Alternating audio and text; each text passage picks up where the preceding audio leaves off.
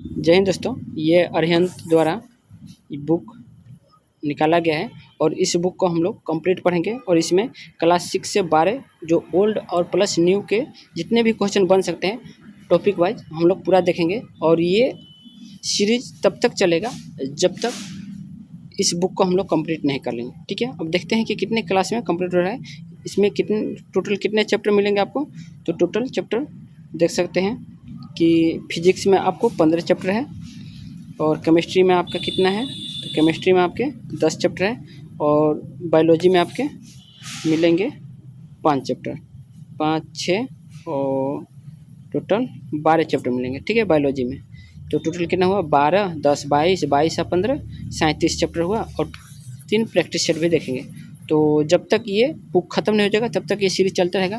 तो आप लोग इस सीरीज़ से जुड़े रहिएगा और इस बुक को हम लोग ख़त्म करेंगे। और आपको यहाँ पर देख सकते हैं कि ओनली एंड ओनली एनसीईआरटी इसे कर लिया तो एनसीईआरटी मुट्ठी में। ठीक है, तो चलिए हम लोग इसको शुरुआत करते हैं। ठीक, हम शुरुआत से ही देखेंगे एकदम बेसिक से और इसमें क्वेश्चन के साथ आपका एक्सप्लेनेशन भी दिया है, तो बहुत ही बेस्ट है। चलिए शुरुआत करते हैं। देखिए पहला क्वेश्चन है कि एम्पियर मापने की इकाई क्या है। तो एम्पियर किसको मापता है, तो एम्पियर विद्युत धारा को मापता है। ठीक है, और ये व्याख्या आप देख सकते हैं कि एम्पियर विद्युत धारा मापने की इकाई है, जबकि वोल्टेज को वोल्ट से में, प्रतिरोध को ओम में तथा शक्ति को वाट में मापा जाता है। ठीक है, यहाँ पे वोल्टेज किसको मापता है, तो वोल्ट को, और प्रतिरोध किसको, ओम को मापता है, और शक्ति वाट को, शक्ति को मापने वाला वाट होता है। ठीक है, और प्रतिरोध को मापने वाला ओम होता है। ये सब भी दिया है आपका। किस चालक की वैद्युत प्रतिरोधकता का मात्रक क्या होता है, तो वैद्युत प्रतिरोधकता का मात्रक होता है ओम मीटर होता है। ठीक है, और वैद्युत प्रतिरोधकता की इंग्लिश भी पूछता है कभी कभी, रेसिस्टिविटी हो जाएगा। ठीक है, विशिष्ट प्रतिरोध भी इसको बोले जाते हैं। स्पेसिफिक रेसिस्टेंस का मात्रक क्या होता है, ओम मीटर। और क्या होता है वैद्युत प्रतिरोधकता, क्या है ये, इसको बोलते हैं क्या बोलते, इसको क्या नाम है, मोहो बोलते हैं। ठीक है, मोहो। तो मोहो बराबर क्या होता है, आर क्या है, इसमें चालक का प्रतिरोध है और ये एल है। ठीक, तो चालक का तार का प्रतिरोध, देखिए मोहो क्या हो गया, तो इसके डायरेक्ट जो वैद्युत प्रतिरोधता है प्रतिरोध के बराबर होता है एकदम। ठीक है, मतलब समानुपाती होता है। चाल के अनुप्रस्थ काट क्षेत्रफल का भी होता है और तार की लंबाई के क्या होता है, उल्टा होता है, याद रखिएगा। और इसका हम लोग देख लेंगे ओम मीटर स्क्वायर पर मीटर। तो यहाँ से हो जाएगा, ये मीटर से मीटर काटेगा तो इसलिए हो जाएगा ओम मीटर। ठीक है, तो ये आ जाएगा।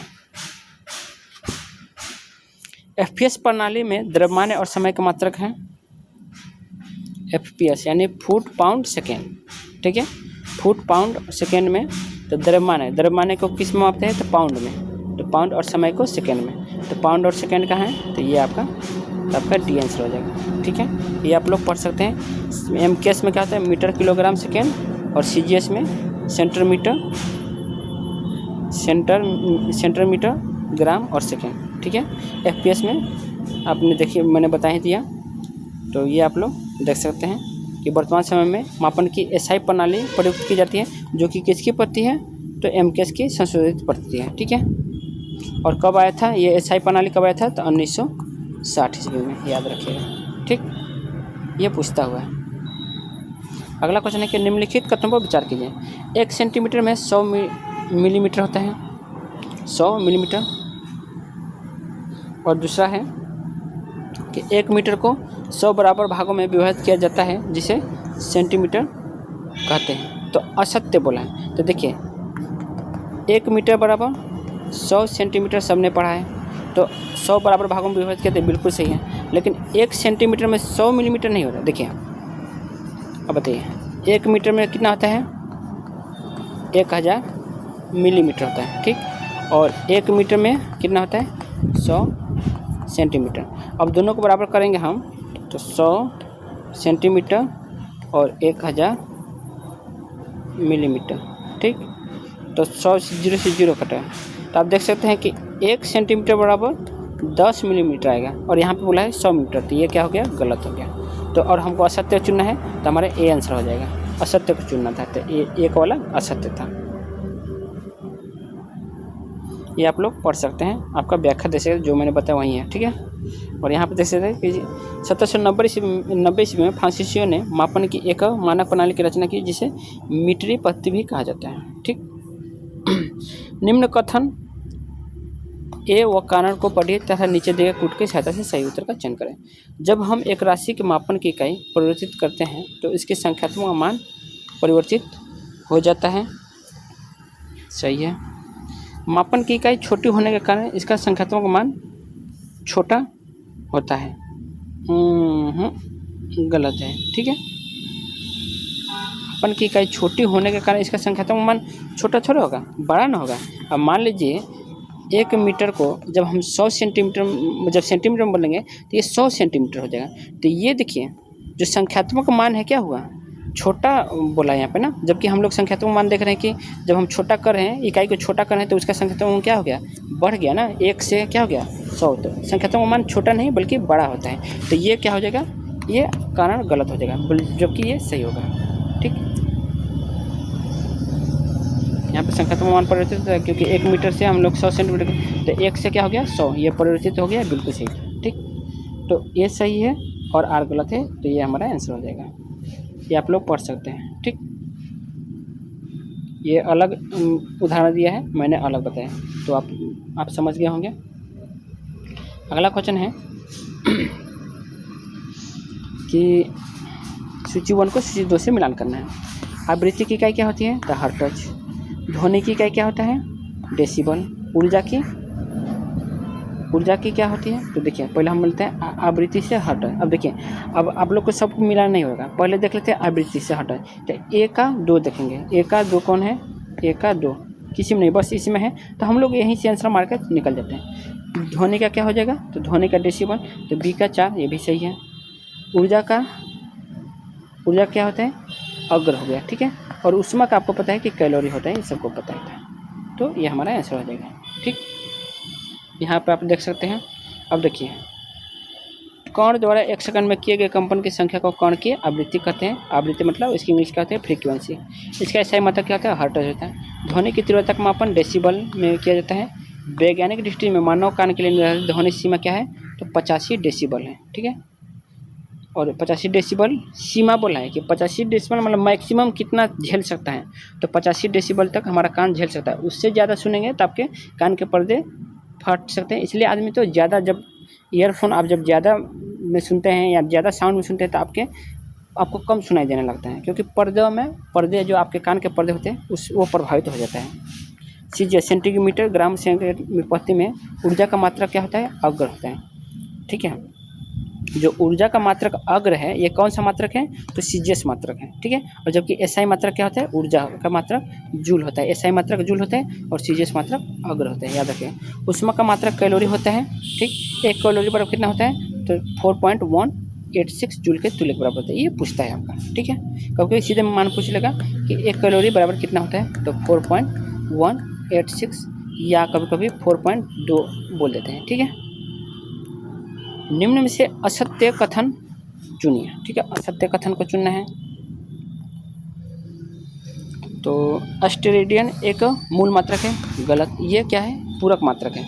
अस्टेरेडियन या ये रेडियन ये पूरक मात्रक है। अस्टेरेडियन घन कोण का मात्रक होता है, सही है।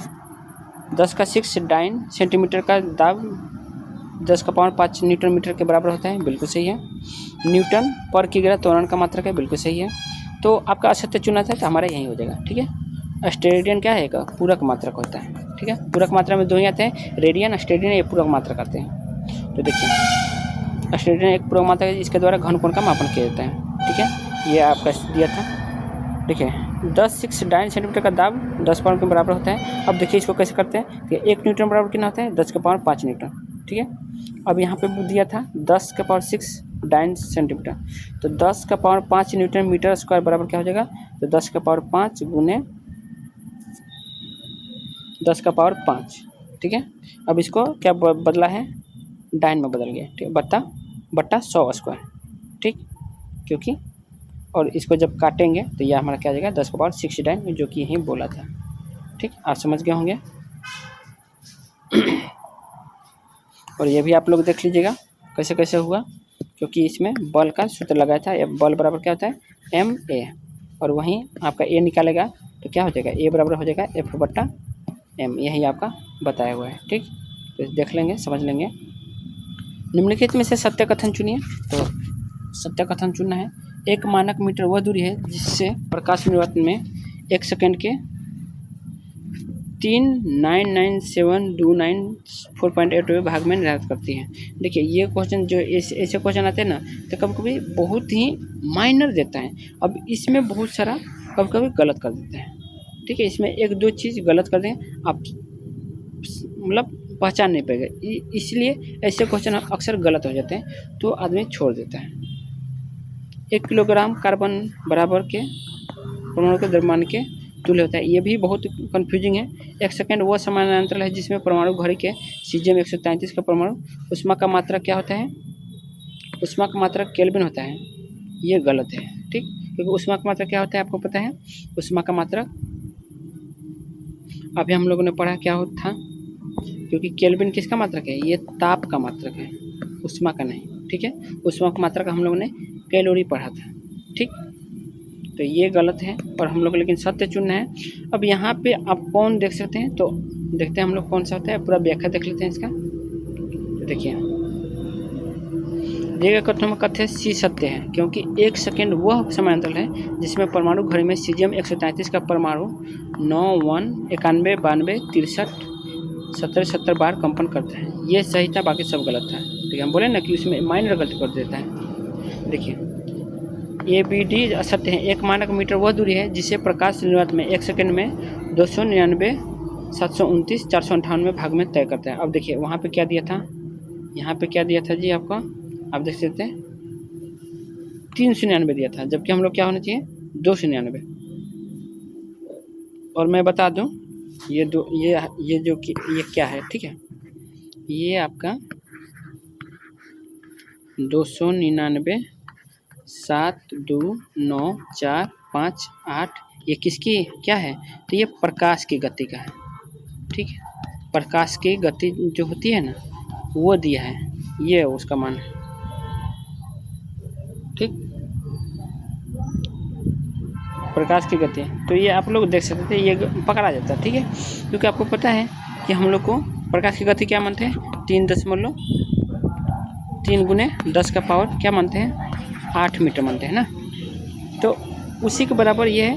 तो यहाँ पे 3 करेंगे, 399 करेंगे, तो ये तो लगभग 4 के हो गया ना, 4 गुने 10 का पावर 8 मीटर हो गया, तो ये हो गया ना। तो ये हम लोग पकड़ सकते हैं, लेकिन ये इसको पकड़ना थोड़ा, इसको या इसको भारी बात है। ठीक, तो ये आप लोग देख सकते हैं। एक मानक किलोग्राम परमाणु स्केल पर 1 किलोग्राम कार्बन बराबर के कितना है, तो ये देख लीजिए, जो हम लोग को यहाँ पे क्या दिया था, क्वेश्चन में 26 दिया था, लेकिन आप लोग को क्या याद रखना है कि 25 होता है। ठीक, और ऊष्मा गति के तापमान का मापन केल्विन में करते हैं। ऊष्मा गति की तापमान, देखिए तापमान है ना, तापमान का बोले ना कि केल्विन होता है, तथा ऊष्मा का मात्रा क्या होता है, जूल या सीजियस में अगर क्या था अग्र। ठीक, निम्नलिखित कथनों पर विचार कीजिए। तो 1 पास्कल दाब का स्थायी मात्रक है। पास्कल किसका मात्रक है, दाब का स्थायी मात्रक, बिल्कुल सही है। 1 पास्कल में 1 न्यूटन पर मीटर क्यूब। देखिए मीटर क्यों होता है, क्या क्यों, देखिए जो दाब होता है क्या होता है, बल बटा क्या होता है, क्षेत्रफल होता है ना, जबकि मीटर क्यूब किसका मान है, ये तो घन का मात्रक है, आयतन का मात्रक है। ठीक, तो ये आयतन तो नहीं है, क्षेत्रफल है, तो ये हमारा गलत है। ठीक, कौन सा कथन सही है, तो केवल एक सही है। ठीक, ये आप देख सकते हैं। निम्नलिखित कथनों पर विचार कीजिए। तो पानी के जहाज की चाल को नॉटिकल गति में मापा जाता है। एक मैक मात्रक के द्वारा प्रकाश की चाल को मापा जाता है, तो कथन सा असत्य है। देखिए मैक किसको मापता है, मैक आपको पता है ये ध्वनि को मापता है। ठीक है, तो ये मैक ये प्रकाश की नहीं बल्कि यहाँ पे ध्वनि होनी चाहिए थी। ठीक, तो ये हमारा गलत हो जाएगा। पानी के जहाज की नॉटिकल गति आपको पता है नॉटिकल मील में आदमी मापा जाता है, तो ये हमारा सही हो गया। ठीक, तो यहाँ पे क्या चुनना है, असत्य बोला है। ठीक है, तो हमारा 2 आंसर हो जाएगा। यहाँ पे पढ़ सकते हैं कि प्रकाश की चाल 2 असत्य हैं। प्रकाश की चाल को प्रकाश वर्ष में मीटर सेकंड में मापा जाता है, जबकि मैक मात्रा के ध्वनि के मापा जाता है। ठीक है, तो हमारा 2 गलत है और 2 ही चुनत है। ठीक, गलत ही चुनत है। ठीक है, निम्नलिखित कथनों पर विचार कीजिए। अश्व शक्ति का एसआई मात्रक है, गलत है, क्योंकि हॉर्स पावर एसआई मात्रक नहीं है। ठीक है, शक्ति का एसआई मात्रक क्या है? वाट है। ठीक है, तो ये गलत हो गया। अश्व शक्ति बराबर 748 वाट होता है, गलत। 746 वाट होता है। ठीक है, याद रखिएगा। अश्व शक्ति में केवल कार्य को मापा जा सकता है, गलत, ये भी गलत है। तो हमारा सभी गलत है, बुरा है। कौन सा सही है? तो कोई सही नहीं है। ठीक, अब यहाँ पे हम लोग देखते हैं कि शक्ति का एसआई मात्रक वाट होता है। शक्ति के बड़े मात्रक के लिए अश्व शक्ति का माप किया जाता है। ठीक है, और 1 मेगावाट बराबर क्या होता है? 10 का पावर 6 वाट होता है। ठीक, अश्व शक्ति में कार्य को नहीं मापा जा सकता है। अश्व शक्ति में शक्ति को मापा जाता है, ना कि कार्य को। अगला क्वेश्चन देख सकते हैं हम लोग कि निम्न कथन पर विचार करें। और देखिए ये सोर्स दिया है कि कौन कौन से कहाँ से हैं। तो देखिए क्लास यह 11th का चैप्टर 2 से एनसीईआरटी का। निम्न कथनों पर विचार कीजिए। 1 कैरेट में 200 मिलीग्राम होते हैं। ठीक है, एक दिन में 86,480 सेकेंड होते हैं। नहीं नहीं नहीं, आप इसको निकाल सकते हैं। एक दिन में कितना होता है? एक दिन में कितना होता है? 24 घंटा होता है। ठीक, 24 घंटा होता है। तो 24 अब इसको मिनट में बदलेंगे तो 24 गुने 60। ठीक, अब इसको सेकंड में बदलेंगे तो हम लोग 60 से फिर से गुणा कर देंगे।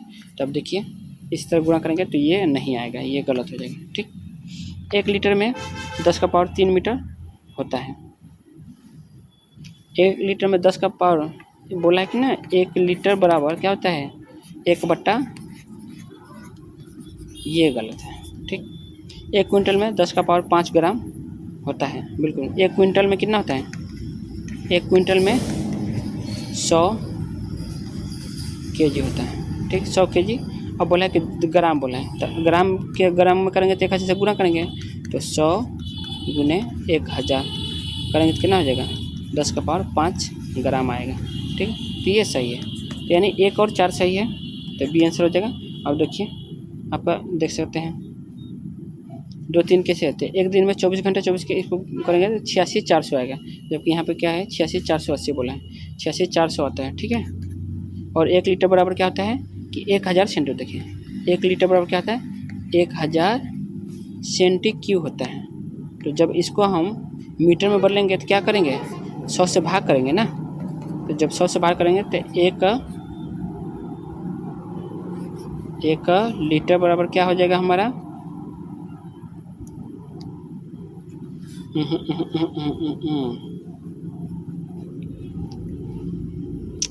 गलत किया, पहले ये सेंटीमीटर क्यूब में है ना, तो यहाँ पे आप कर सकते हैं कि 1 लीटर बराबर 1000 सेंटीमीटर क्यूब।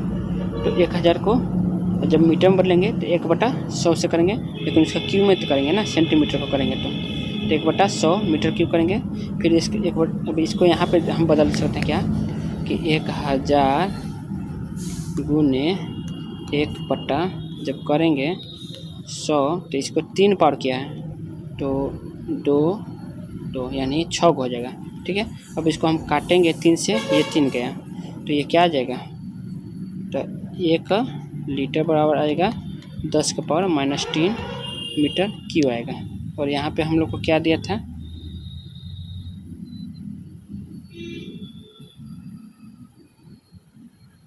सही तो है भाई।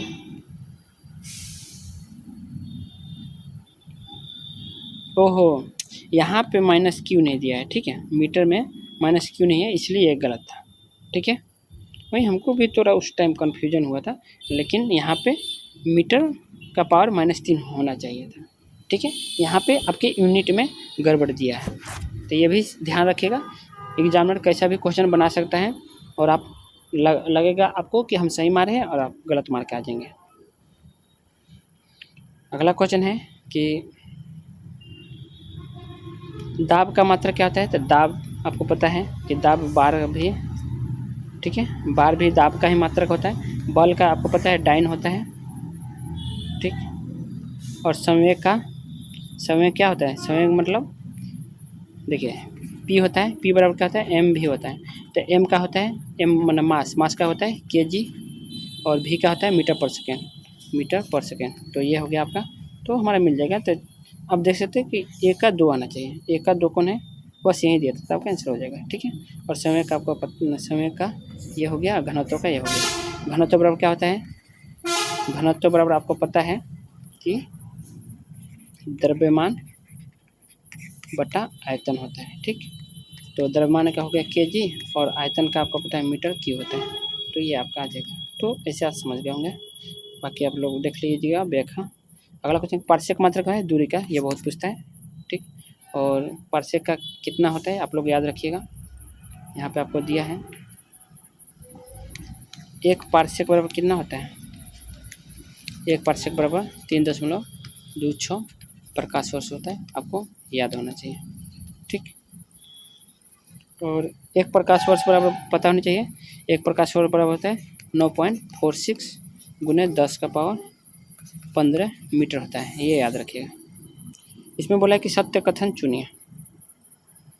तो 1 प्रकाश वर्ष में 3 का गुने 10⁸8 मीटर होते हैं, ये गलत है।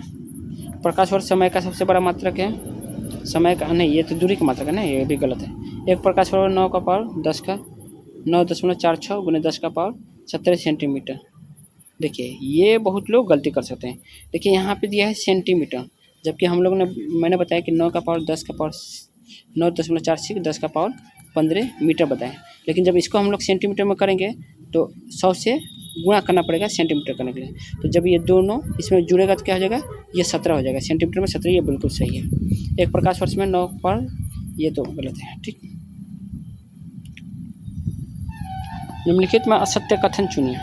तो असत्य कथन चुनना है, तो एक खगोलीय मात्रक में 1.496 10⁻13 सेंटीमीटर होता है, बिल्कुल सही है, क्योंकि आपको पता है कि एक एयू मतलब एस्ट्रोनॉमिकल यूनिट, ठीक है, यही खगोलीय मात्रक। तो एक एयू बराबर होता है 1.496 गुने 10⁻11 मीटर होता है, लेकिन जब सेंटीमीटर में करेंगे तो 10⁻13 बिल्कुल सही है। एक एंगस्ट्रॉम में 10⁻8 सेंटीमीटर होते हैं, एंगस्ट्रॉम में भाई नो सेंटीमीटर बोला है। ठीक है, ठीक है, जब सेंटीमीटर बोला है तो ये सही है। ठीक है, यही मीटर होता है तो -10 होता है। ठीक है, एक फर्मी में 10⁻13 सेंटीमीटर होता है, बिल्कुल सही है, क्योंकि अगर मीटर में होता है तो ये 10⁻−15 होता है, तो ये भी सही है। एक पार्कस में 3.28 10⁻16 सेंटीमीटर, ये गलत है। ठीक,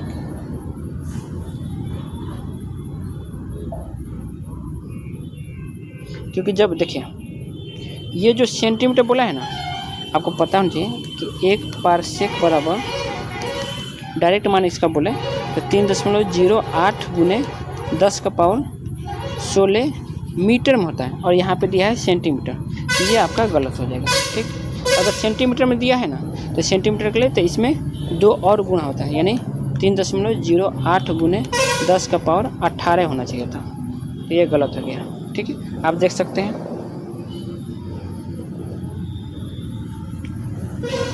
निम्नलिखित कथनों से असत्य कथन चुनिए। तो असत्य कथन चुनना है, तो 1 सेंटीमीटर 0.39 इंच के बराबर होता है। 1 सेंटीमीटर 0.39 इंच के बराबर होता है। 1 सेंटीमीटर 0.39 इंच के बराबर असत्य कथन चुना है, तो ये तो सही है। ठीक है, बोला है कि 1 फुट में 30.5 गुने 10⁻7 नैनोमीटर होता है। भाई क्वेश्चन तो ऑप्शन तो बहुत तगड़ा दिया है भाई, बिल्कुल सही है। माइक्रोमीटर में 10⁻4 सेंटीमीटर होता है, बिल्कुल है, क्योंकि आपको पता होना चाहिए कि एक माइक्रोमीटर जो होता है वो 10⁻6 मीटर होता है, लेकिन जब सेंटीमीटर दिया है तो 10⁻4 सेंटीमीटर बिल्कुल सही है। ठीक है, तो 1 पिकोमीटर में 10⁻⁻9 सेंटीमीटर होता है, ये आपका गलत हो जाएगा। ठीक है, अब देखिए इसका हम व्याख्या देख लेते हैं पूरा। देखिए 10 का पावर -12 मीटर 10 का पावर 10 सेंटीमीटर का तुल्य होगा 1 पिकोमीटर का। ठीक है, देखिए 1 पिकोमीटर बराबर कितना होना चाहिए? 1 पिकोमीटर बराबर होना चाहिए 10 का पावर -12 मीटर होना चाहिए। लेकिन जब सेंटीमीटर होता है तो 10 का पावर -10 सेंटीमीटर होना चाहिए था, जबकि यहाँ पे 9 दिए थे, इसलिए ये गलत था। 1 इंच बराबर कितना होता है? 1 इंच बराबर 2.54 सेंटीमीटर होता है। तो क्या यहाँ पे पूछा था कि 1 सेंटीमीटर, तो अब 1 सेंटीमीटर में बोलेगा तो हम क्या करेंगे? तो डायरेक्ट 1 में 2.5 से 4 से भागा करेंगे, तो हमारा क्या आ जाएगा? 0.39 के आसपास आ जाएगा। ये सही था, ठीक। बल्कि ये आप लोग देख सकते हैं, आप लोग देख लीजिएगा। हम लोग अगला, तो चलिए ये हमारा मापन का जो भी था वो चैप्टर 1 ख़त्म हो गया है। हम लोग अगला चैप्टर भी देख लेते हैं। थोड़ा मैराथन क्लास है तो बड़ा क्लास रहेगा। तो देखिए अब ये क्या, देखिए गति से कहाँ से, तो एनसीईआरटी का क्लास कौन सा आएगा? तो क्लास 6 से गति और दूरियों का मापन हो गया, क्लास 7 से भी, क्लास 9 से भी और क्लास 11 से भी आएगा। ठीक है, तो ये सभी आपका सोर्स है एनसीईआरटी के, वहाँ से इसमें क्वेश्चन देखने को मिलेंगे। ठीक है, तो चलिए शुरुआत करते हैं। बोला है कि यदि कोई वस्तु किसी अनंत तल पर फिसल रही है तब वस्तु की गति होगी, क्या होगी? तो सरल रेखीय गति होगी। ठीक, यदि कोई वस्तु किसी अनंत तल पर फिसल रही है तब वस्तु की गति सरल रेखीय गति होगी। देखिए यदि कोई वस्तु किसी अनंत तल पर फिसलती है तो वस्तु की गति सरल रेखीय होती है, क्योंकि वस्तु एक सरल रेखा के अनुदिश गति करते हैं। सरल रेखीय गति को एक रेखीय गति भी कहते हैं। फिर है कि निम्नलिखित में से कौन सा उदाहरण आवर्ती गति का नहीं है? तो कौन सा उदाहरण आवर्ती गति का नहीं है? तो वृक्ष की शाखाओं का इधर उधर लहराना, ये आवर्ती गति है। ठीक है, सितार की डोरियों का कंपन करना, ये भी आवर्ती गति है। बजते समय तबलों की झिल्ली की गति, ये भी आवर्ती गति है। अपने अक्ष पर घूमती हुई पृथ्वी की गति, ये नहीं, ये घूर्णन गति है, आवर्ती गति नहीं है। तो ये गति नहीं, आवर्ती गति नहीं है बोला है, तो यही हो जाएगा, क्योंकि ये घूर्णन गति है। ये अपने अक्ष पर घूमती हुई पृथ्वी की गति आवर्ती गति का उदाहरण नहीं है, क्योंकि यह गति घूर्णन गति है। ठीक है, घूर्णी गति अंतर्गत वस्तु अपने अक्ष पर घूमती है। वृक्ष की शाखाओं का इधर उधर लहराना, सितार की डोरी के कंपन बजते समय, तो ये आप लोग पढ़ लीजिएगा। निम्न कथन पर विचार कीजिए। बोला है कि दौड़ते हुए धावक के हाथों की गति आवर्ती गति है। दौड़ते हुए धावक के हाथों की गति क्या है? आवर्ती गति है। सही है, क्योंकि अब जब दौड़ते हैं तो आप आगे पीछे करते हैं, बिल्कुल सही है। मार्च पास्ट करते सैनिक की गति आवर्ती गति है। तो हमारा क्या हो जाएगा? बोला है कि सही चुना है, तो केवल एक हो जाएगा। अब देखिए इसमें दौड़ते हुए धावक के हाथों की गति आवर्ती गति होती है, क्योंकि धावक के हाथ निश्चित अंतराल के पश्चात एक निश्चित पथ पर अपनी गति को दोहराते हैं। देखिए आवर्ती गति क्या होता है कि अपने चीज़ को दोहराना होता है। ठीक है, तो और मार्च गति में क्या होता है? तो मार्च पास्ट करते हुए सैनिक की गति सरल रेखीय गति होती है, न कि आवर्त गति होती है, उसका सरल गति होती है। ठीक है,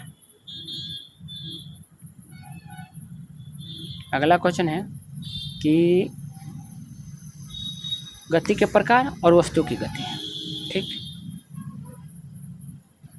बोला है कि वृत्तीय गति कौन सी हो जाएगी? तो घड़ी के दोलक की गति, नदी के प्रवाह गति, पृथ्वी के परितः चंद्रमा की गति गोल गोल घूमता है तो वृत्तीय गति हो जाएगा। ठीक है, घूर्णन गति मतलब घूर्णन गति क्या होता है कि वो अपने ही अक्ष में घूमती है। ठीक, तो अपने अक्ष में क्या है? लट्टू भी अपने अक्ष में घूमती है, तो लट्टू का अपने अक्ष में घूमना, ये घूर्णन गति हो गया, बिल्कुल सही है। आवर्ती गति मतलब वो एक चीज़ को दोहराती है, जैसे घड़ी के जब घंटी बजती है तो क्या होता है? घड़ी का जो टाइमिंग होता है, अलार्म की गति आप देखते होंगे कि वो एक घड़ी होता है, उसमें जो घंटी होती है तो वो पहले इधर जाता है फिर इधर जाता है, नहीं इधर से इधर जाते रहता है, यानी एक चीज़ एक समय का अंतराल वो अपने क्या होता है?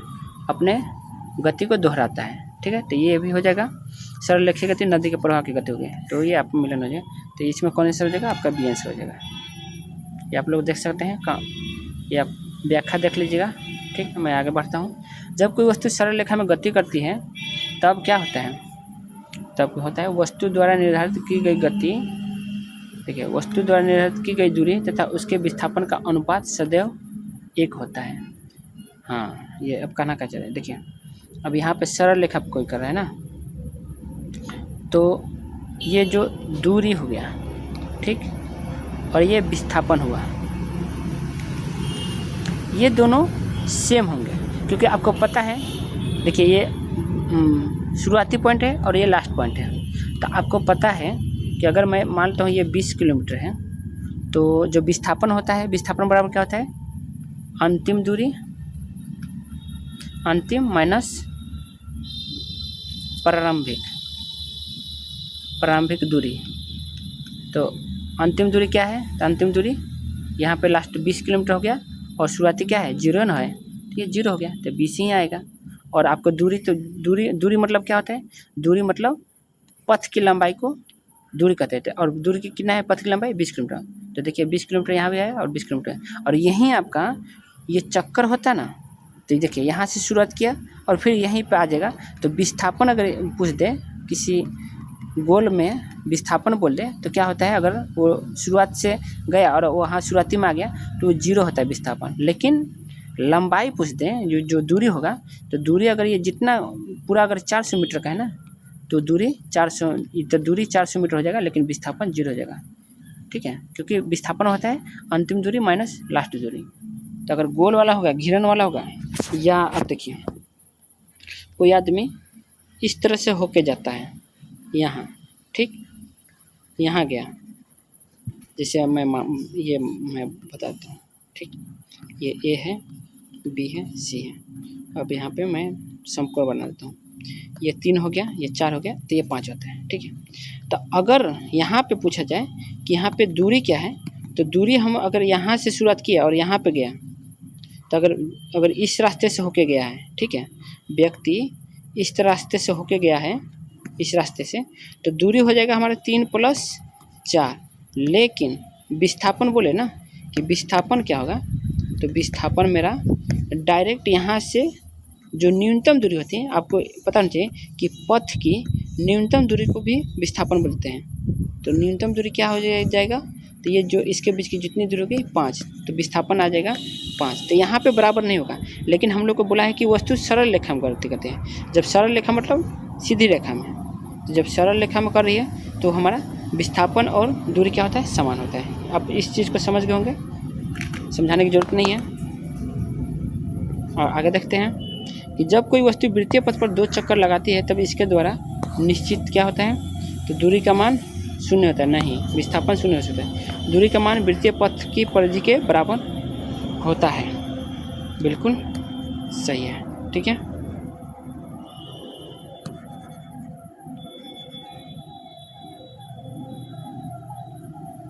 विस्थापन का मान वृत्तीय पथ की परिधियों के मान के दोगुने के बराबर, ये गलत हो गया। विस्थापन का मान 0 होगा, ये भी सही होगा, यानी आपका 2 और 4 सही हो जाएगा। ठीक है, देखिए यहाँ पे कर सकते हैं, जब कोई वस्तु वृत्तीय पथ पर 2 चक्कर लगाती है तब उसके द्वारा निश्चित विस्थापन का मान 0 होता है। किसी वस्तु को प्रारंभिक स्थिति एवं अंतिम स्थिति के मध्य न्यूनतम दूरी को विस्थापन करते हैं। वृत्तीय पथ पर चक्कर लगाने के बाद वस्तु की प्रारंभिक स्थिति एवं अंतिम स्थिति समान होती है, इसलिए इस स्थिति में वस्तु का विस्थापन 0 होगा। कथन 1 और 2, 3 असत्य है, जबकि वस्तु द्वारा निर्धारित पथ की कुल लंबाई को दूरी कहते हैं। दूरी का मान भी कभी भी 0 नहीं हो सकता। वस्तु द्वारा निश्चित दूरी का मान वृत्तीय पथ की परिधि के दोगुने के बराबर होगा। ओहो, यहाँ पे दो वाला क्या बोला है कि दूरी का मान वृत्तीय पथ की परिधि के बराबर होता है यदि वस्तु का वृत्तीय पथ पर, ठीक है, यहाँ पे मैं वृत्तीय बना रहा हूँ, ठीक, इसके द्वारा निश्चित होगा जब कोई वस्तु वृत्तीय पथ पर चले। अब मान लीजिए यहाँ पे से यहाँ गया, 2 चक्कर लगाए, ठीक, यहाँ पे आ गया, तो दूरी का मान वृत्तीय पथ की सर्कुलर पाथ की परिधि के बराबर होता है। ओहो, सही। यहाँ पे देखिए बराबर तो होगा, लेकिन यहाँ पे 2 चक्कर लगाए ना, तो ये परिधि के दोगुने के बराबर होगा। ठीक है, यहाँ पे परिधि के दोगुना होना चाहिए, दोगुने के बराबर होता है, तो ये सही था। यानी यहाँ पे ना जैसे ये वाला सही ये बोला है ना, तो यहाँ पे अगर ये दूरी होता तो ये सही हो जाता है। ठीक है, तो यहाँ पे दुगुना नहीं दिया है, इसलिए ये गलत भी है, ये भी गलत है। यानी हमारा ये 4 वाला बिल्कुल सही है, केवल 4 वाला सही है। ठीक है, याद रखिएगा।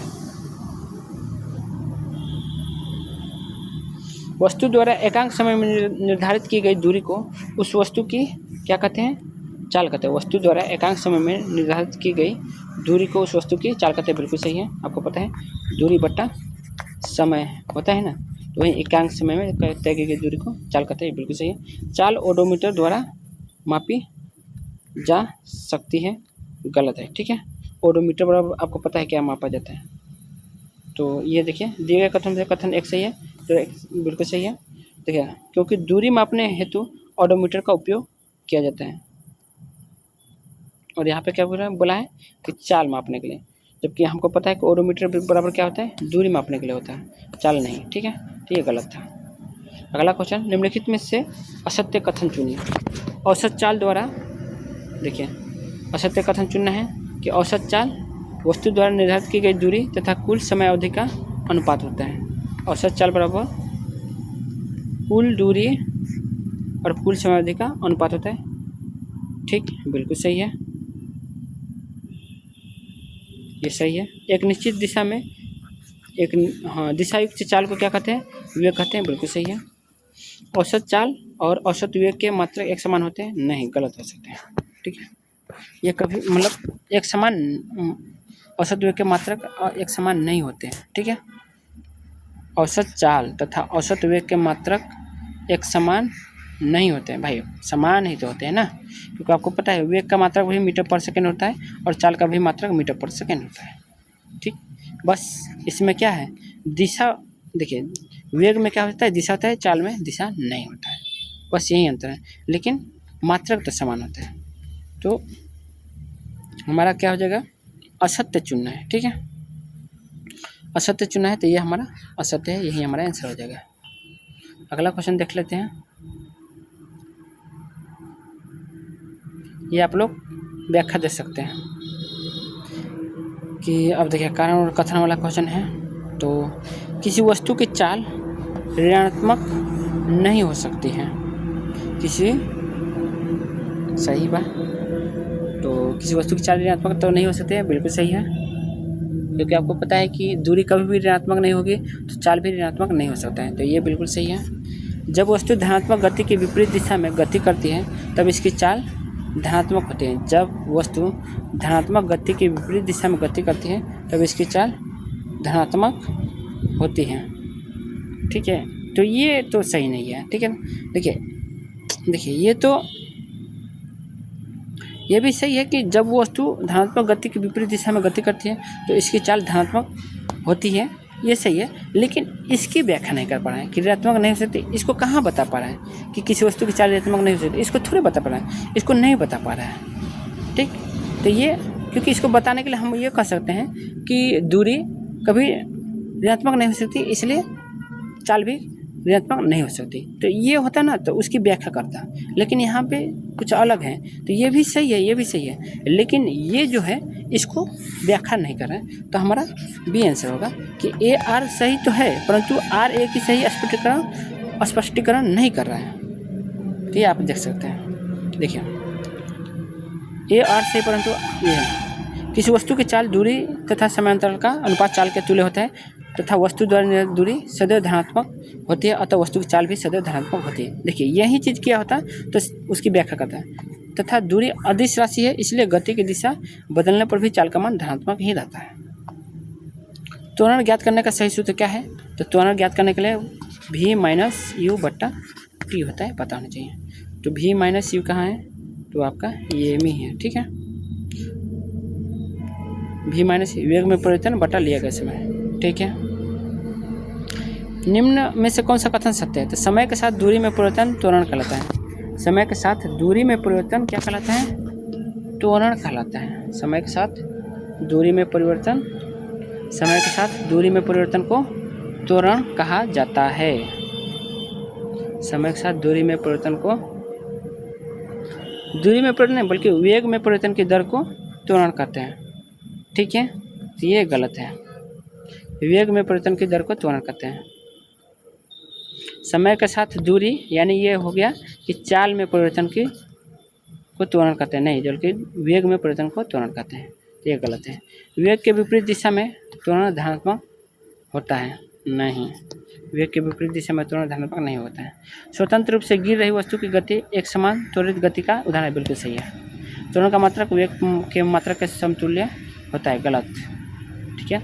वेग का मात्रक क्या होता है, मीटर पर सेकेंड, और त्वरण का मात्रक क्या होता है, मीटर पर सेकेंड स्क्वायर होता है, यहाँ पे सीधे सेकेंड होता है, तो ये भी गलत है, सी आंसर सही है।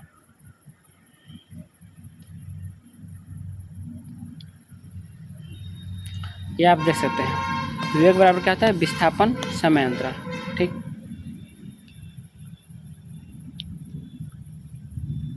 तो ये आप लोग पढ़ लेना, बाकी आप लोग, मैं तो समझ रहा हूँ, अपना भी समझ सकते हैं पढ़ के।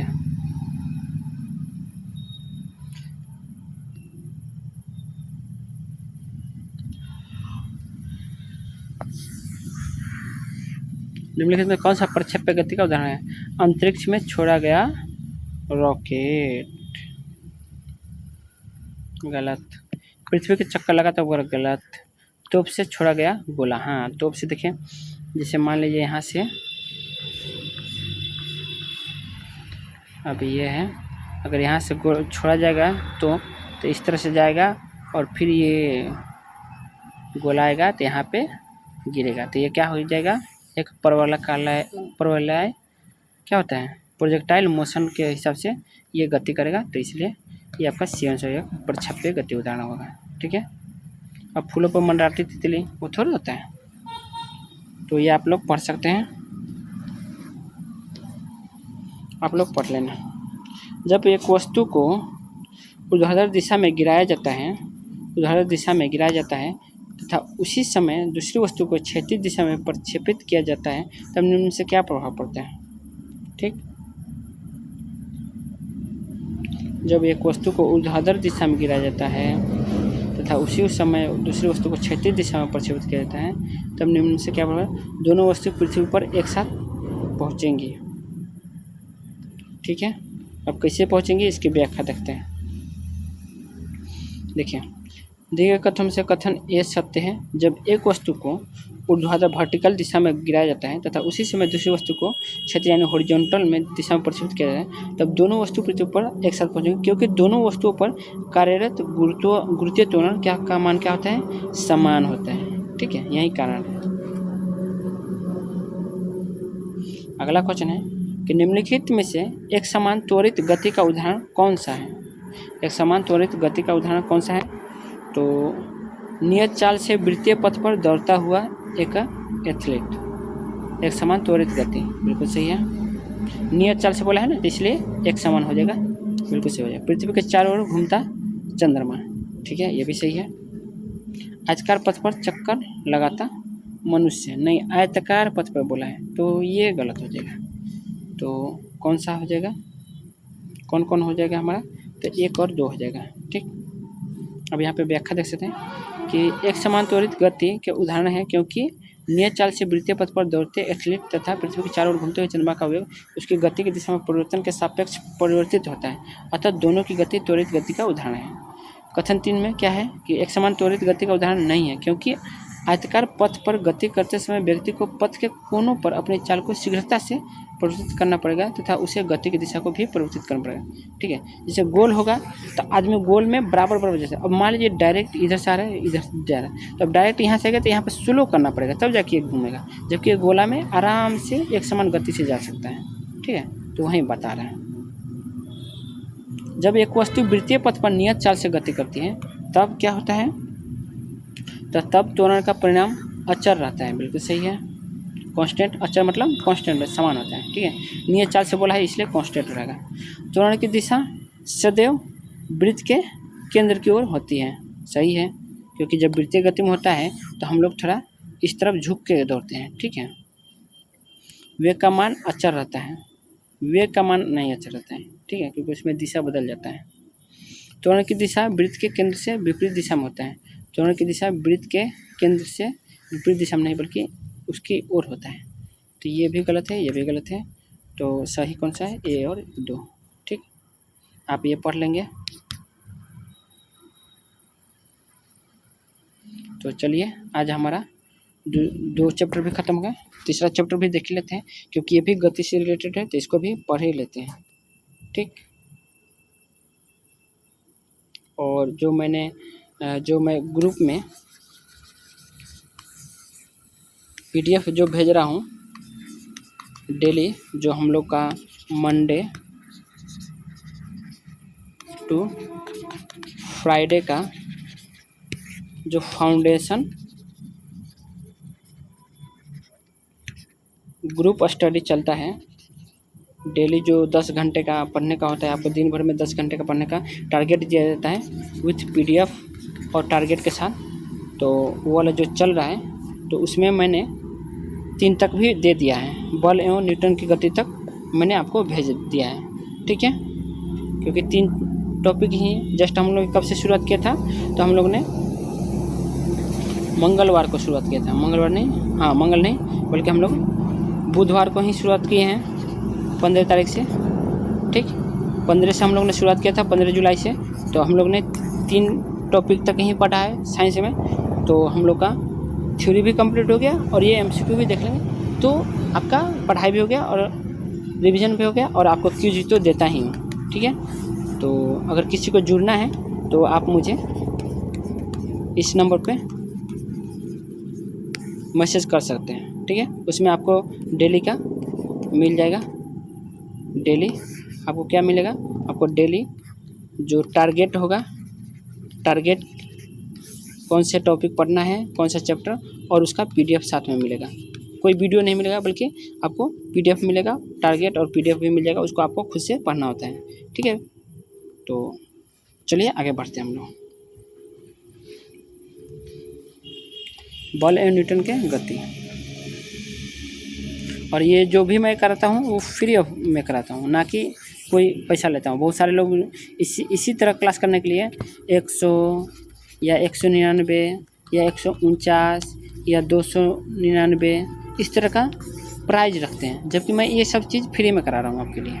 ठीक है, क्योंकि मेरा बस एक ही टारगेट है, लक्ष्य है कि आप लोग ज़्यादा से ज़्यादा पढ़ सकें और अपने जो भी कोई भी एग्ज़ाम है उसको निकाल सकें। ठीक है, बल एवं न्यूटन के गति के विषय नियमों को बात करते हैं, जिसमें घर्षण सब पढ़ेंगे। तो क्वेश्चन देख लेते हैं, निम्न में से कौन सा बल संपर्क बल का उदाहरण है। तो संपर्क बल का उदाहरण बोले तो कौन सा है, तो 2 चुंबक के बीच लगने वाला चुंबकीय बल होता है, तो ये संपर्क बल नहीं होता है। मांसपेशियों के किनारे से लगने वाले बल पेशीय बल नहीं, ये नहीं, पेशीय बल होता है। ठीक है, एक आवेशित वस्तु द्वारा किसी दूसरे आवेशित वस्तु पर लगने वाले स्थिर वैद्युत बल। ठीक है, तो ये होता है, क्या होता है, ये वैद्युत बल। ये भी तो वैद्युत जो आपका गुरुत्वीय बल माना जाता है, स्थिर वैद्युत बल, वो आ जाएगा। पृथ्वी द्वारा लगने वाला गुरुत्वीय बल, सब गुरुत्वीय बल आ जाएगा। अब पता होगा कि हम लोग को संपर्क बल की बात कर रहे हैं। ठीक है, अब देखिए यहाँ पर संपर्क बल हमारा हो जाएगा ये वाला, मांसपेशियों के क्रिया स्वरूप लगने वाला पेशीय बल। अब देखिए, जब हम किसी चीज़ को, अब मान लीजिए अगर मुझे यहाँ से कोई सामान है, ठीक है, ये लकड़ी का ये कोई गोला है, ठीक है, 10 यानी 50 kg यानी 20 kg का मान लीजिए, 20 kg का कुछ बोरी है। अब इसको उठाना है हमको, तो जब तक मैं उसको टच नहीं करूँगा तब तक मैं उसको उठा नहीं पाऊँगा। तो उसको उठाने के लिए मैं क्या करूँगा, अपने बल का यानी अपने पेशीय बल का कब यूज कर पाऊँगा, जब तक मैं उसको छू नहीं देता तब तक उसको मैं कर नहीं सकता। क्योंकि ऐसा नहीं है कि मैं कोई शक्तिमान हूँ, उसको बिना छुए ही एकदम उठा लूँ, तो मुझे उसको छूना पड़ेगा यानी उसको टच करना पड़ेगा। टच यानी संपर्क क्या बोला है, संपर्क मतलब टच करने के लिए। तो हमारा मांसपेशी का जो क्रिया स्वरूप है, जो क्रिया करना होता है, तो हमको उसको टच करना पड़ता है, तो ये हमारा बी आंसर हो जाएगा। ठीक है, बाकी इसमें क्या समझाया आप देख सकते हैं। मांसपेशी का क्रिया स्वरूप लगने वाले पेशीय बल संपर्क बल को उदाहरण है, क्योंकि पेशीय बल तभी लगाया जा सकता है जब पेशियाँ किसी वस्तु के संपर्क में होती है। वह बल जिसमें 2 वस्तु के मध्य संपर्क की आवश्यकता नहीं होती है और संपर्क बल का लेता है। उदाहरण चुंबकीय बल को उदाहरण की जरूरत नहीं होती है, क्योंकि आपको पता है कि दूर से ही किसी चीज़ को क्या कर लेता है, आकर्षित कर लेता है। स्थिर वैद्युत बल, ये भी अपन दूर से ही इस चीज़ को कर लेता है, क्योंकि इसलिए तो बोला जाता है ना कि ट्रेन जब चलती है तो उसके जस्ट बगल में नहीं जाना चाहिए क्योंकि वो खींच लेता है अपनी तरफ। गुरुत्व बल, तो ये भी है गुरुत्व बल। कोई चीज़, हर चीज़ पृथ्वी की ओर क्यों आती है, हम लोग कोई चीज़ ऊपर फेंकते हैं, क्यों नहीं ऊपर जाता है, क्योंकि क्या होता है, गुरुत्व बल के कारण नीचे आ जाता है। निम्नलिखित में से कौन से बल असंपर्क बल के उदाहरण हैं? तो दो सतहों के मध्य लगने वाले घर्षण बल, नहीं, ये तो संपर्क बल का उदाहरण। चुंबक द्वारा लोहे पर लगाया गया बल, ये असंपर्क क्या है, ये आपका हो जाएगा असंपर्क बल का। दो वस्तुओं के मध्य लगने वाला गुरुत्वाकर्षण बल, ये भी है, ठीक। वो हम लोग को पूछा है नहीं है, ठीक, तो ये हो जाएगा हमारा नहीं है। रस्सी को खींचते समय मनुष्य द्वारा, तो रस्सी को हम लोग पकड़ते हैं ना, तो ये तो संपर्क में है, तो हमारा नहीं पूछा है कि असंपर्क बल नहीं, यानी संपर्क बल कौन है, तो 1 है और 4 है, ठीक है, तो हमारा बी आंसर हो जाएगा, ठीक है। तो ये आप व्याख्या देख सकते हैं। हम लोग आगे बढ़ते हैं। अगला क्वेश्चन है कि बल के निम्नलिखित कथनों पर विचार करें। बल केवल गतिशील वस्तु की चाल में परिवर्तन कर सकता है। बल केवल गतिशील वस्तु की चाल में परिवर्तन कर सकता है। जब केवल बोल दिया तो ये गलत हो गया। कागज की शीट से रगड़े जाने पर अस्त्र स्थित विद्युत आवेश उपर्जित करता है, बिल्कुल सही है। घर्षण बल के कारण नदियों में पानी नीचे की ओर बहता है। घर्षण बल के कारण नदियों में पानी नीचे की ओर, ये तो मज़ा नहीं आ रहा पढ़ाई में। विश्व में सभी वस्तु एक दूसरे पर गुरुत्व बल लगाते हैं, बिल्कुल सही है। तो 2 और 4 क्या करना है, सही है, तो क्या बोलना, कथन सही है, तो यही हमारा बी आंसर हो जाएगा। अब देखिए इसका पढ़ लेते हैं कि ये आप लोग देख लेंगे, ये हम लोग गलत देखते हैं कि बल के कारण गतिशील वस्तु को रोका जा सकता है, ठीक है। बल के कारण क्या हो सकता है, गतिशील वस्तु को रोका जा सकता है। और क्या बोले कि परिवर्तन कर सकते हैं, गतिशील वस्तु की चाल में परिवर्तन। बल केवल गतिशील वस्तु की चाल में परिवर्तन कर सकता है। ये केवल बोला कि परिवर्तन कर सकता है। देखिए परिवर्तन कर तो सकता है, लेकिन बोला है कि केवल, ये केवल नहीं रहता ना तो सही रहता, जबकि हम बल के कारण उस वस्तु को रोक भी सकते हैं, उसकी चाल को रोक सकते हैं, परिवर्तन के साथ साथ उसको रोक भी सकते हैं, ठीक है। यहाँ केवल लगा दिया इसलिए गलत है। फिर बोला है कि स्थिर वस्तु को गतिमान किया जा सकता है, ये उसके लिए है बल का है। गुरुत्व बल के कारण नदियाँ में पानी नीचे की ओर बहती है।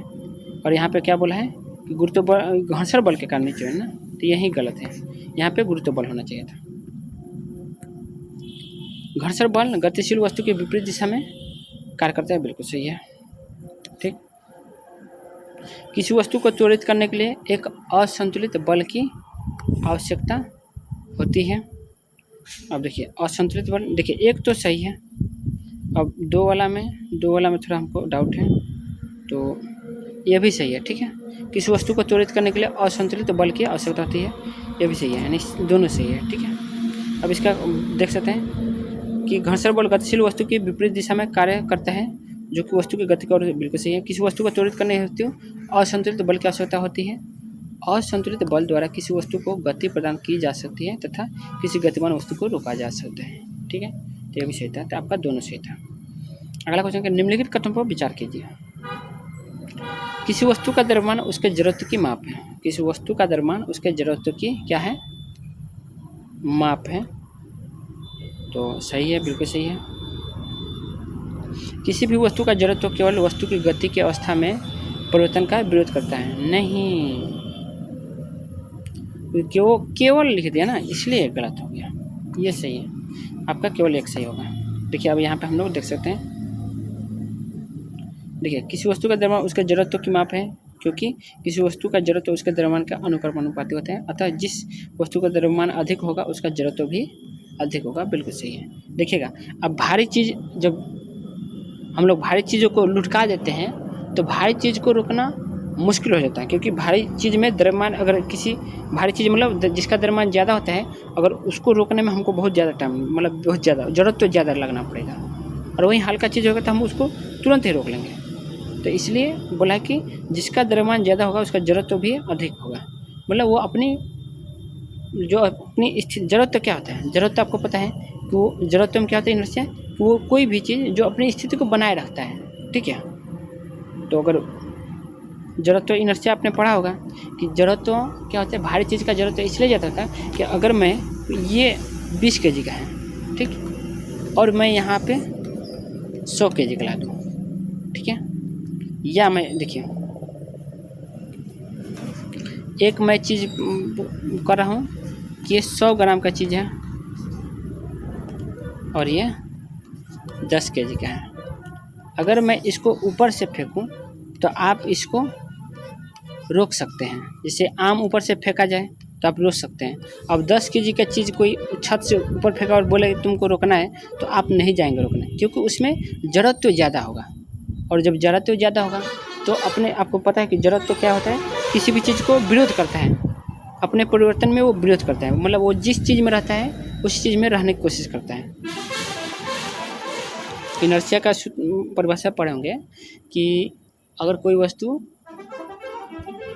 देखिए जड़त्व तो ही है, क्या बोलते हैं, जो न्यूटन का प्रथम नियम है उसको क्या बोला जाता है, उसको जड़त्व का भी नियम बोला जाता है, जड़त्व का नियम भी बोला जाता है। तो ये बोला जाता है कि अगर कोई वस्तु गतिशील है तो वो गति में ही रहना चाहता है, अगर कोई वस्तु स्थिर है तो वो स्थिर में ही रहना चाहती है। तो वही जड़त्व का आप समझ गए होंगे।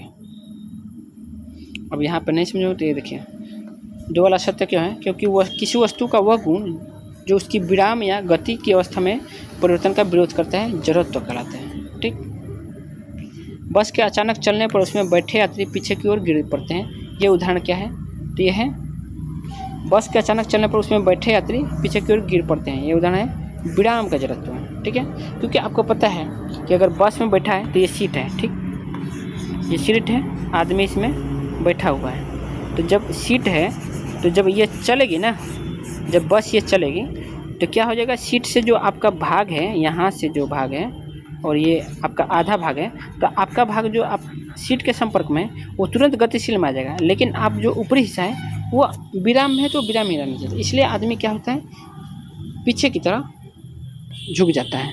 ठीक, तो वो क्या होता है, विराम का जरूरत होता है। लेकिन वही एक बाइक अगर कोई ब्रेक लगाता है, बस चालक अगर एक बार ब्रेक लगाता है तो क्या होता है, आदमी आगे की तरफ झुकता है, क्योंकि वो गति का जड़त्व होता है। अगर आगे की तरफ झुके तो गति का जड़त्व, तो पीछे की तरफ झुके तो विराम का जड़त्व। ठीक, याद रखिएगा। जड़त्व के प्रकार और जड़त्व के उदाहरण। दिशा का जड़त्व, अब देखिए विराम का जड़त्व पहले देखते हैं। दिशा का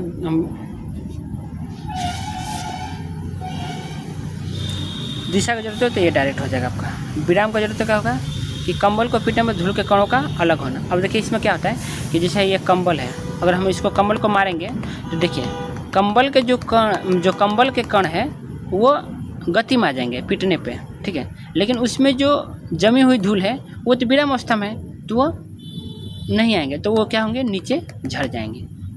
गति का जरूरत क्या होता है, तो तेज़ दौड़ते घोड़े के अचानक रुक जाने पर घुड़सवार के आगे की ओर रुकना। ठीक है, जैसे आगे की ओर झुकना ना, तो मैंने बोला अभी जस्ट बस वाल में, तो ये घोड़ा में दिया, तो ये आपका डायरेक्ट आंसर हो जाएगा। ये आपका है जगह, विराम का ये हो जाएगा और दिशा का ये हो जाएगा, यानी ए का 2, बी का 1 और सी का 3 हो जाएगा। ए का 2, बी का 1, सी का 3। ठीक, सही है। अगला क्वेश्चन देख लेते हैं। ये आप लोग पढ़ लेना पूरा अच्छे से। ठीक, यहाँ पे पूरे अच्छे से बताया है। न्यूटन का प्रथम नियम से संबंधित निम्नलिखित कथनों पर विचार करें। बाह्य बल किसी वस्तु की अवस्था में परिवर्तन करने के लिए आवश्यक होता है। बाह्य बल किसी वस्तु की अवस्था में परिवर्तन करने के लिए आवश्यक होता है, बिल्कुल सही है। न्यूटन का प्रथम नियम जड़त्व का नियम कहलाता है, बिल्कुल सही है, यानी दोनों सही है। ठीक, आप ये लोग पढ़ सकते हैं। व्याख्या आगे हम लोग चलते हैं कि संयोग में परिमाण और दिशा दोनों होते हैं। संयोग में परिमाण और दिशा दोनों होता है, सही है। संयोग द्रव्यमान और त्वरण के गुणनफल को बताता है। देखिए द्रव्यमान और त्वरण का गुणनफल कौन होता है, बल होता है। संयोग क्या होता है, द्रव्यमान और वेग का गुणनफल होता है, यानी त्वरण का नहीं बल्कि वेग का। तो ये गलत हो गया। संयोग की दिशा वेग की दिशा में होती है। संयोग की दिशा वेग की दिशा में होती है, क्योंकि वेग से है तो बिल्कुल सही है। तो आपका 1 और 3 सही है। ये आप व्याख्या देख सकते हैं। ठीक, V बराबर mv होता है, ये आप देख लेना। बल गुणनफल है किसका, तो अभी मैंने जस्ट बताया कि द्रव्यमान और त्वरण का। ये व्याख्या देख लेना। अगला क्वेश्चन है कि निम्नलिखित कथनों पर विचार कीजिए। समान समय के लिए लगाया गया समान बल विभिन्न पिंडों में समान समय परिवर्तन करता है।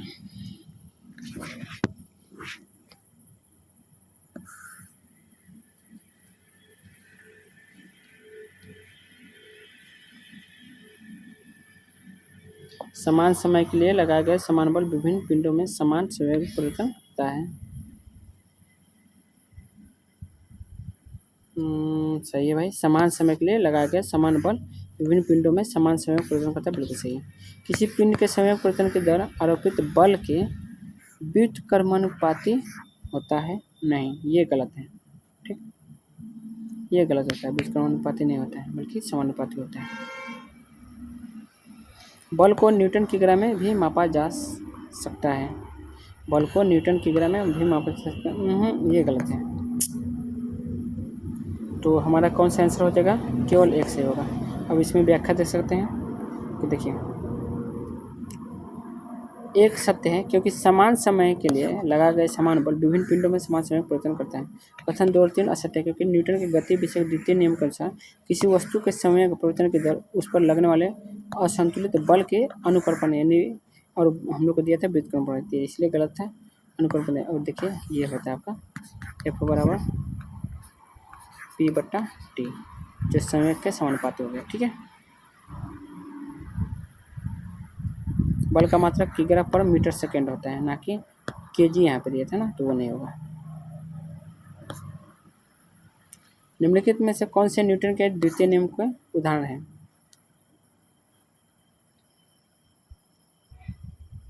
तो क्रिकेट के खेल के मैदान में क्षेत्ररक्षक को तेजी से आ रही गेंद को लपकते समय हाथ के पीछे की ओर खींचना, उसको टाइमिंग कर रहा है। ठीक है, टाइमिंग को बढ़ा रहा है, तो ये आपका द्वितीय नियम बिल्कुल सही है। ऊंची कूद वाले मैदान में खिलाड़ी का कुशन या बालू पर कूदना, ठीक, ये भी सही है। ठीक, क्योंकि उसमें क्या होते हैं, बालू में क्या होता है कि उसमें आप धंसते हैं थोड़ा सा, तो आपको चोट नहीं आती है। किसी तीव्र गति की कैरम की गोटी से टकराकर ढेरों की सबसे नीचे वाली गोटी की ही ढेरी से बाहर आती है। ठीक है, तो ये नहीं है, तो आपका केवल 1 और 2 क्या है, उदाहरण है। ठीक है, व्याख्या देख सकते हैं कि क्रिकेट मैच के दौरान मैदान में क्षेत्ररक्षक गेंद को लपकते समय हाथ को पीछे की ओर खींचता है। इस प्रकार से क्षेत्ररक्षक गेंद के वेग को शून्य करने के लिए अधिकतम समय लगाते हैं, जिसमें गेंद में समय परिवर्तन की दर कम हो जाती है और तेज गति में आ रही गेंद का प्रभाव हाथ पर कम पड़ता है। इसी प्रकार ऊंची कूद वाले मैदानों में खिलाड़ियों को बालू या कुशन कूदने से स्वयं शून्य होने पर कुछ देर लगेगी, जिसमें उनमें से पैर में चोट नहीं आएगी। ठीक है, न्यूटन के गति के प्रथम का नियम का उदाहरण है, देखिए तीसरा वाला जो है क्या है, वो आपको पता है ना कि तीसरा नियम क्या कहता है कि क्रिया के विपरीत प्रतिक्रिया, तो ये तीसरा वाला थर्ड नियम था, तो हमारा 1 और 2 सही है। ठीक है, अगला क्वेश्चन देखते हैं कि निम्नलिखित कथनों पर विचार कीजिए। 2 पिंडों के बीच परस्पर बल सदैव समान और एक दिशा में होते हैं। 2 पिंडों के बीच परस्पर बल सदैव समान और एक दिशा में होते हैं, नहीं, सदैव बोला ना, तो ये गलत है। किसी क्रिया तथा प्रतिक्रिया बल एक वस्तु पर कार्य करते हैं, नहीं, अलग अलग वस्तु पर कार्य करते हैं, तो दोनों गलत हैं। ठीक है, आप ये व्याख्या दे सकते हैं।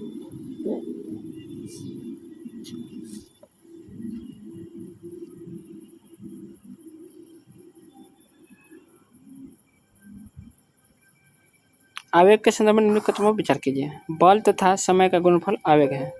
बल तथा समय का गुणनफल आवेग है। स्वयं परिवर्तन की दर को आवेग का निरूपित करते हैं। स्वयं में परिवर्तन को आवेग कहते हैं। ठीक, तो आपका क्या करना है, सही है, तो आपका 1 और 3 सही हो जाएगा। बल तथा समय का गुणनफल आवेग होता है और संयोग में परिवर्तन को आवेग कहते हैं। ठीक, तो ये आपका 1 और 3 सही हो जाएगा।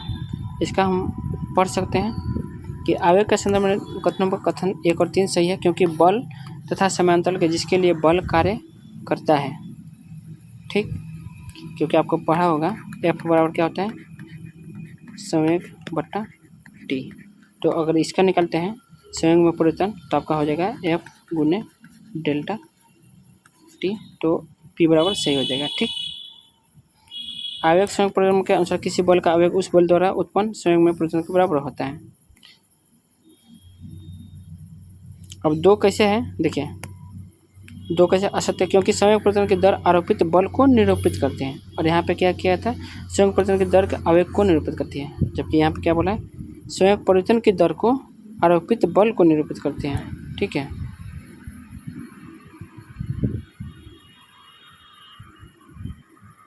तो ये आपका 2 असत्य था। अगला क्वेश्चन है कि निम्न से किसका संबंध न्यूटन के तृतीय नियम से है। निम्न में किसका संबंध न्यूटन के तृतीय नियम से है।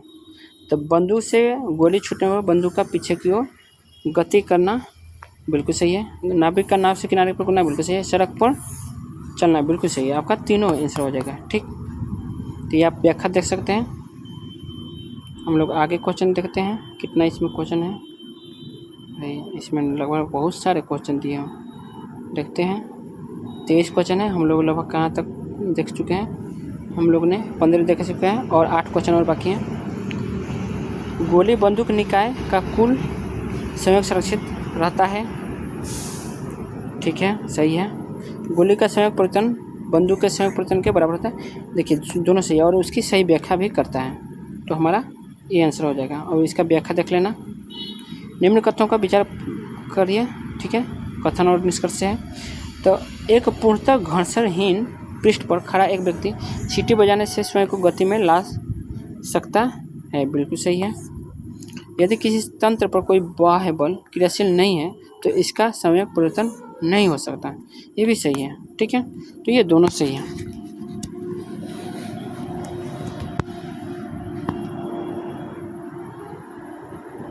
और ये इसका देख सकते हैं कि घर्षणहीन पृष्ठ यानी कम्प्लीटली फ्रिक्शनलेस सरफेस पर खड़ा व्यक्ति सीटी बजाने से अपने को गति में ला सकता है।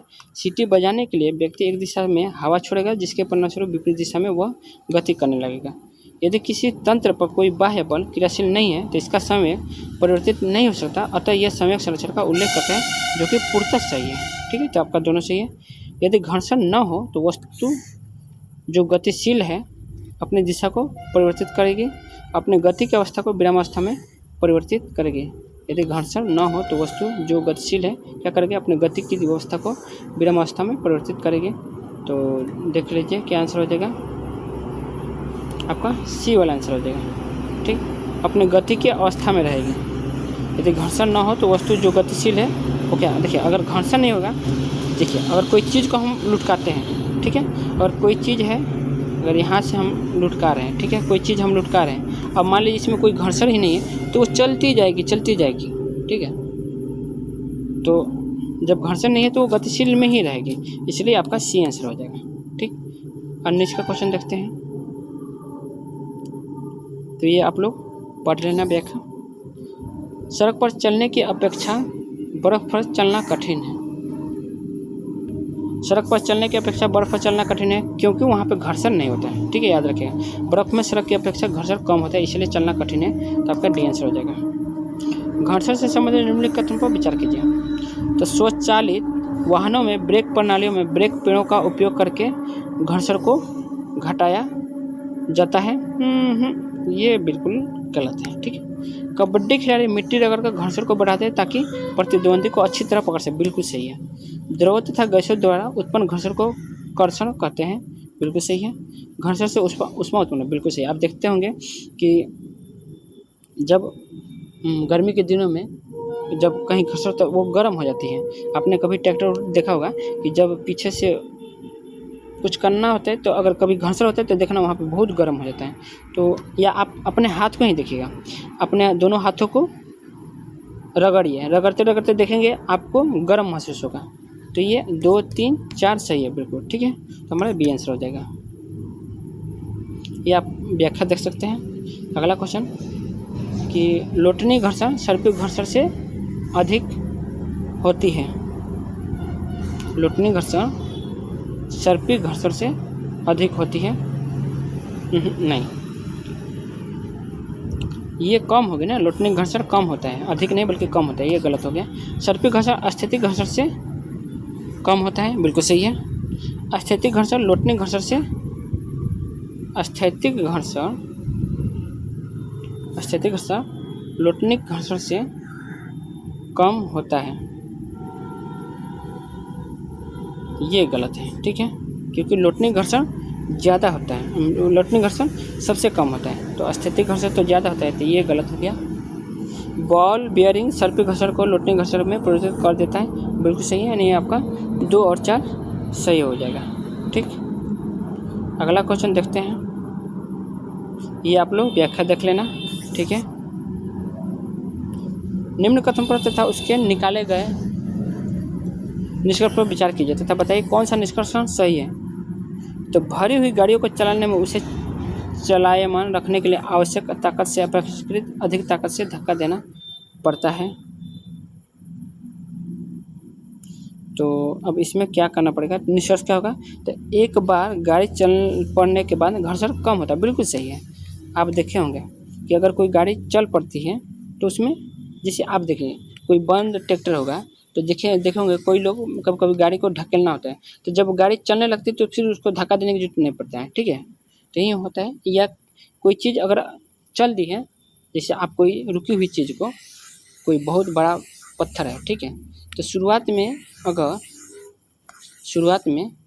उसको घसकाने में बहुत ताकत लगता है, लेकिन जब वो घिसक जाता है तो उसके बाद में बहुत कम ताकत लगता है, तो आपका सी सही आंसर हो जाएगा। बाकी आपको व्याख्या देखना है तो आप देख सकते हैं। ठीक, मात्र हम लोग का लास्ट क्वेश्चन बचा है, तो ये भी देख लेना, व्याख्या उसी का है, 22 नंबर का ही ये हमारा लास्ट क्वेश्चन, कि निम्नलिखित में से अभिकेंद्र बल से संबंधित कौन सा कथन सही है। साइकिल सवार का वृत्तीय मोड़ पर मुड़ना। ठीक है, साइकिल सवार का वृत्तीय मोड़ पर मुड़ना, सूर्य के चारों ओर किसी ग्रह का गति करना अभिकेंद्र बल का, तो साइकिल सवार का वृत्तीय मोड़ पर मुड़ना बिल्कुल सही है। सूर्य के चारों ओर किसी ग्रह का गति करना बिल्कुल सही है। डोरी से बंधे कण की क्षैतिज वृत्त में गति बिल्कुल सही है, तो आपका तीनों सही है। ठीक है, तो हमारा डी आंसर हो जाएगा। बाकी इसका व्याख्या आप देख सकते हैं। ओके, तो आज के लिए बस इतना ही। अगले बार हम लोग ये 4 से शुरू करेंगे, कार्य ऊर्जा शक्ति। तो आप लोग को क्लास कैसा लगा आप लोग कमेंट ज़रूर करना, और अच्छा लगा हो तो लाइक करना और अपने दोस्तों को शेयर कर देना, और सब्सक्राइब करने का मन हो तो सब्सक्राइब करना, बाकी कोई दिक्कत नहीं, आप करें ना करें, क्योंकि मुझे उस चीज़ से दिक्कत नहीं है, बल्कि सब्सक्राइब कर लेंगे तो आपको यही पता होगा कि जब भी मैं क्लास डालूँगा तो आपको मिल जाएगा, क्योंकि नोटिफिकेशन भी आपको चला जाएगा। तो चलिए आज के लिए बस इतना ही, देखने के लिए बहुत बहुत धन्यवाद। ठीक है।